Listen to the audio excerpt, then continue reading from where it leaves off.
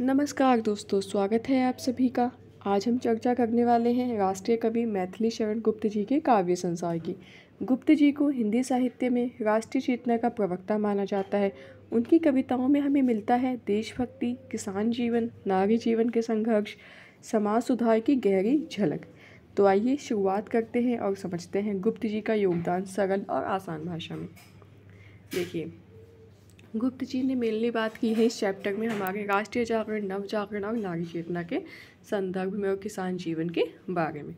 देखिए, उनका जन्म हुआ था 1886 में, मृत्यु हुई थी उनकी 1964 में। हिंदी के प्रमुख कवि माने जाते हैं, उन्हें राष्ट्रीय कवि कहा गया है। ठीक है, उनकी रचनाओं में देशभक्ति, समाज सुधार, नारी उत्थान की भावना है। पहला आधुनिक कवि हिंदी साहित्य युग के बाद गुप्त जी का समय आता है। पहला भारतेंदु युग, जो भारतेंदु युग इससे पहले का युग था, उसके बाद मैथिली शरण गुप्त जी आए, तो भारतेंदु युग पहला आधुनिक हिंदी साहित्य युग के बाद गुप्त जी का समय आता है। इस समय भारत में राजनीतिक आंदोलन, समाज सुधार आंदोलन और स्वतंत्रता संघर्ष चल रहे थे। गुप्त जी ने अपने काव्य के माध्यम से इन सब आंदोलनों को आवाज़ दी है। ठीक है, योगदान, इनका योगदान देखेंगे हम। राष्ट्रीय आंदोलन, समाज सुधार आंदोलन, स्त्री पुरुष समानता जैसे विषयों को काव्य में इन्होंने जगह दिया। सरस्वती पत्रिका 1901 से जुड़े हुए रचनाएं प्रकाशित किया इन्होंने। महाभारत, रामायण, इतिहास, संस्कृति आदि से प्रेरित होकर काव्य लिखा। इनकी महत्वपूर्ण कृतियाँ कौन कौन सी है? भारत भारती हो गए, अन्य कृतियाँ साकेत, यशोधरा, पंचवटी, द्वापर, जयद्रथ, वध आदि। कुल मिलाकर 50 से अधिक कृतियाँ इन्होंने लिखी हैं। ठीक है, अब हम देखेंगे इनकी विशेषताओं के बारे में। तो देखिए, इनकी विशेषताओं में है गुप्त जी के काव्य में देशभक्ति, सामाजिक जागरण, नारी चेतना और सांस्कृतिक चेतना का अद्भुत समन्वय है। उन्होंने नारी को समाज में उचित स्थान दिलाने पर जोर दिया। उनका काव्य उस समय के भारतीय समाज का क्या था? दर्पण था। उस समय की स्थिति जो भी चल रही होगी उसको रिलेटेड, जो समाज में क्या चल रहा है उससे रिलेटेड मैथिली शरण गुप्त जी लिख रहे थे। मैथिली शरण गुप्त हिंदी के ऐसे कवि थे जिन्होंने अपने काव्य में भारत की स्वतंत्रता, समाज सुधार और नारी उत्थान की आवाज़ बुलंद की। उनकी रचनाएं देशभक्ति और नवजागरण का प्रतीक भी मानी जाती है। आई होप आपको समझ में आ रहा होगा कि उस समय की स्थिति को देखते हुए मैथिली शरण गुप्त जी उस समय के बारे में अपनी कविताओं के माध्यम से लिखते थे। ठीक है, चलिए आगे बढ़ते हैं। गुप्त जी के काव्य के मूल स्वर। गुप्त जी के काव्य के अब हम क्या पढ़ेंगे? मूल स्वर। तो देखिए, पहला है राष्ट्रीय नवजागरण। पहला है राष्ट्रीय नवजागरण। गुप्त जी और आचार्य महावीर प्रसाद द्विवेदी। सन 1903 से 1904 के आसपास गुप्त जी का संबंध आचार्य महावीर प्रसाद द्विवेदी से हुआ। द्विवेदी जी ने गुप्त जी को मार्गदर्शन दिया और उनके काव्य को नई दिशा मिली। गुप्त जी के काव्य में पारंपरिक ब्रज भाषा की जगह खड़ी बोली हिंदी का प्रयोग होने लगा। अब देखिए, सरस्वती पत्रिका।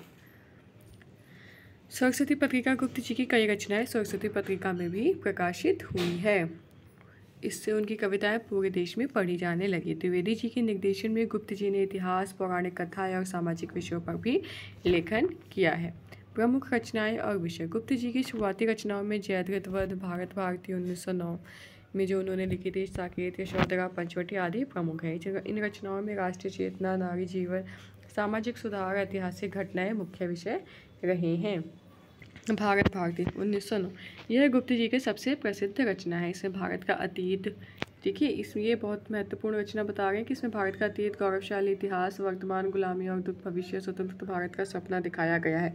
इस कृति से देशवासियों में देशभक्ति, आत्मगौरव और स्वतंत्रता की प्रेरणा मिली है। इससे क्या पता चलता है कि ये कौन से समय पीरियड का काल है?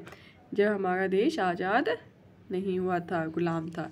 ठीक है, अब देखिए, राष्ट्रीय चेतना। गुप्त जी ने अपने काव्य में राष्ट्रभक्ति और नवजागरण की धारा को प्रबल किया। उन्होंने भारत के महान अतीत, स्वतंत्रता आंदोलन और समाज सुधार पर जोर दिया है। उनकी कविताओं ने जनमानस को गुलामी की मानसिकता से निकालकर आत्मसम्मान की ओर प्रेरित किया है। मुसद्दस और भारत भारती दोनों कृतियों में राष्ट्रीय प्रेम और राष्ट्रीय उद्देश्य समान है। पर कितना है कि मुसद्दस पहले लिखी गई है और उस समय की कठिनाइयों का अधिक चित्रण है। भारत भारती में नवजागरण और भविष्य की आशा सबसे अधिक स्पष्ट रूप से दिखाई देती है। राष्ट्रीय सांस्कृतिक चेतना। गुप्त जी ने भारतीय संस्कृति, सभ्यता और इतिहास के गौरव को जगाया। उन्होंने भारत को बताया कि उन्होंने लोगों को बताया कि भारत के पुराने आदर्श और परंपराएं आज भी प्रेरणा दे सकती हैं। उनकी कविताएं केवल देशभक्ति तक सीमित नहीं बल्कि सांस्कृतिक पुनर्जागरण का भी संदेश देती है। मैथिली शरण गुप्त जी ने अपने काव्य से भारतीय जनता को देशभक्ति, आत्मगौरव और स्वतंत्रता के लिए प्रेरित किया। उनकी सबसे प्रसिद्ध रचना भारत भारती ने राष्ट्रीय चेतना जगाने में महत्वपूर्ण भूमिका निभाई है। ठीक है, अब देखिए मुसद्दस और भारत भारती। मुसद्दस गुप्त जी ने हाल ही की मुसद्दस से प्रेरणा लेकर काव्य लिखा। इसमें केवल अपने धर्म या जाति की महानता की बात नहीं की बल्कि पूरे भारत को अपना माना। संदेश क्या था इसका कि भारत को एकता की दृष्टि से देखना चाहिए। अब देखिए भारत भारती। मुसद्दस की कमी को पूरा करने के लिए गुप्त जी ने इसे लिखा था। इसे भारत का अतीत, गौरवशाली इतिहास, वर्तमान, गुलामी व दुख और भविष्य, उज्ज्वल स्वतंत्र भारत को दर्शाया। इसे पढ़कर लोगों में देशभक्ति, आत्मगौरव और सुधार की प्रेरणा जागी। भारत भारती का महत्व। इसमें भारतीय समाज की कमजोरियां, जाति भेद, आलस्य, ज्ञान, अन्याय की आलोचना की गई है। लोगों को सुधार करने और राष्ट्रीय आदर्श अपनाने के लिए प्रेरित किया गया है। यह कृतियाँ भारतवासियों के लिए जागरण की घंटी सिद्ध हुई। इसे उस समय का राष्ट्रीय ग्रंथ माना गया। मुख्य विचार क्या थे इसके? भारत का अतीत बहुत गौरवशाली था। वर्तमान में भारत गुलाम है, लेकिन कारण स्वयं भारत समाज की ही कमजोरियां हैं। यदि हम अपने बुराइयों को छोड़कर शिक्षा, एकता और परिश्रम को अपनाएं तो भारत क्या हो सकता है? फिर से महान बन सकता है। कि इनकी गुलामी का कारण क्या है भारतवासियों की? वो खुद ही है। ठीक है, ये बताया गया है। अब देखिए कविता के अंश। इस कविता को आप पढ़िएगा। देखिए इसका मतलब ये है कि हम समझते हैं कि सभी जातियाँ, शूद्र भी उठें और समाज सुधार में भाग लें। क्योंकि उस समय हमें पता था कि जाति प्रथा बहुत ही ज़्यादा की जाती थी। तो उस टाइम पे क्या बोला गया है, गुप्त जी ने क्या कहा है कि सभी जातियाँ, शूद्र भी उठें और समाज सुधार में भाग लें। योगी भी यदि अपना व्रत भूल सकता है, ठीक है, तो आम इंसान भी सुधार कर सकता है। जो दूसरों की मदद करता है वही श्रेष्ठ है। महान बनने के लिए पहले छोटे छोटे काम करने पड़ते हैं। गुप्त जी की रचनाएं केवल कविता नहीं थी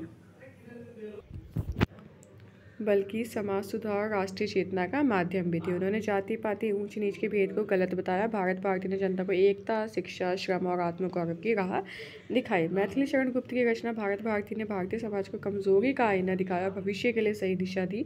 यह रचना स्वतंत्रता आंदोलन के समय देशभक्ति और नवजागरण का घोषणा पत्र बन गई। गुप्त जी ने भारत भारती की क्या विशेषता है? गुप्त जी ने इसने भारत के अतीत के स्वर्णिम वैभव को बताया है।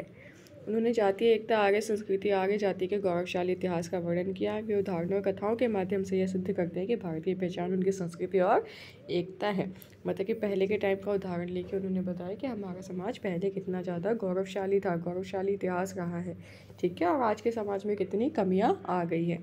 अब देखिए अतीत से प्रेरणा लेके नवजागरण का आधार ही था कि अतीत से सीखना और वर्तमान में सुधारना। गुप्त जी ने दिखाया कि अतीत में भारत ज्ञान, धर्म, संस्कृति और शक्ति से संपन्न था, लेकिन समय के साथ आंतरिक कमजोरी और विदेशी आक्रमणों ने इसे क्या बना दिया? कमज़ोर बना दिया। इसलिए हमें अतीत की गलतियों को सुधार कर नई चेतना के साथ भविष्य गढ़ना होगा। हमें पता है क्या है, पहले अतीत से सीख लेके हमें अपने आगे की ओर बढ़ना चाहिए। ठीक है, पहले की मिस्टेक को सीख के ही आप आगे बढ़ सकते हैं। अब देखिए एकता का संदेश। गुप्त जी ने जोर दिया कि भारत की शक्ति उसके सांस्कृतिक एकता में है। जाति भेद, धर्म भेद को दूर करके ही सच्ची राष्ट्रीय एकता बन सकती है। उन्होंने कहा कि भारत तभी फिर से महान बनेगा जब लोग अपने मतभेद भुलाकर साथ आएंगे। अब देखिए ये कविता आप पढ़िए। देखिए भाइयों, बहुत सो चुके हो, अब जागो। देश की हालत देखो और आलस्य को छोड़ दो। यदि अब भी नहीं सुधरे तो सब कुछ खो जाएगा।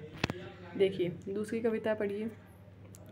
आओ हम सब मिलकर भारत माता की सेवा करें। केवल प्रेम और सहयोग से ही सुख, शांति और स्वतंत्रता का उद्देश्य पूरा होगा। कालांतर में महत्व। गुप्त जी के समय हिंदी साहित्य का मुख्य उद्देश्य था कि देश की जागृति और राष्ट्रीय चेतना जगाना। ठीक है, ये मुख्य उद्देश्य था हिंदी साहित्य का गुप्त जी के समय में। देश की जागृति और राष्ट्रीय चेतना को जगाना। भारत भारती में उन्होंने अतीत के गौरव, वर्तमान की समस्या, भविष्य की आशा को एक साथ प्रस्तुत किया। 1916 में गांधी जी के राजनीति में आने के बाद गुप्त जी ने भी राष्ट्रीय आंदोलनों से और अधिक जुड़े। गुप्त जी की कविता गांधी जी के विचारों से प्रभावित थी।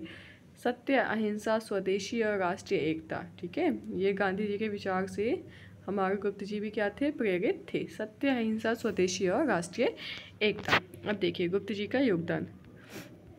गुप्त जी का योगदान है कि उन्होंने हिंदी साहित्य को राष्ट्रीयता और समाज सुधार का मजबूत आधार दिया। उनकी कविताएं केवल साहित्यिक रचनाएं नहीं बल्कि आंदोलन का घोषणा पत्र थी। उनकी प्रमुख रचनाएं साकेत, यशोधरा, जयद्रथ वध, पंचवटी आदि ने साहित्य में राष्ट्रीय चेतना को स्थायी रूप से स्थापित किया है। मैथिली शरण गुप्त जी की रचना भारत भारती राष्ट्रीय नवजागरण का एक महान ग्रंथ है। इसमें उन्होंने भारत के अतीत की महिमा, ठीक है, भारत भारती का बताया गया राष्ट्रीय नवजागरण का एक महान ग्रंथ है। उन्होंने भारत के अतीत की महिमा, वर्तमान की कमजोरियां और भविष्य की आशा को प्रस्तुत कर जनता को जागृत किया। उनकी कविताओं में स्वतंत्रता आंदोलन को नई दिशा और प्रेरणा मिली है। बाकी इस वीडियो में हम इतना ही रखते हैं। आगे की चीज़ें हम किसान जीवन, नारी के बारे में जो उन्होंने लिखा था, ये सब हम नेक्स्ट पार्ट में देखेंगे। आई होप आपको वीडियो समझ में आ रही हो। और ये जो वीडियो है आपकी, ये पूरे चैप्टर का समराइजेशन है। मतलब समराइजेशन इट मीन्स ये पूरा होल चैप्टर ही है आपका, बस उसको ईजी लैंग्वेज में मैंने यहाँ पे आपको पॉइंट टू पॉइंट में बताया है। I hope it will help, ये आपको मदद करेगा आपके एग्ज़ाम में। अगर आप इसे पढ़ लेते हैं तो आपके काफ़ी सारे क्वेश्चंस जो आपके एग्ज़ाम में आते हैं वो आपके लिए सूटेबल रहेंगे कि आप उसे कर पाओ। ठीक है, चलिए आज की वीडियो में इतना ही। Thank you.